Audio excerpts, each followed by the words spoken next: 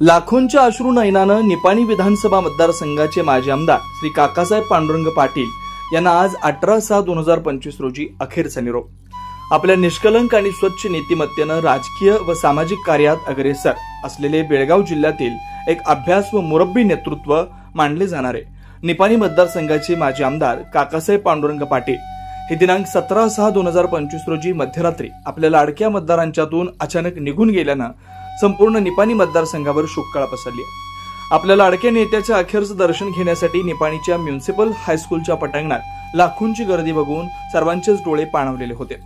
गोरगरिबांचा सच्चा आधारवड आपल्यातून निघून गेल्याचे दुःख आम्हास होत असून काकासाहेब पाटील हे आम्हाला गुरुस्थानी होते असं उद्गार कर्नाटक राज्य रयत संघटनेचे राज्य कार्याध्यक्ष श्री राजू पवार यांनी श्रद्धांजलीपर भाषणातून व्यक्त केलं।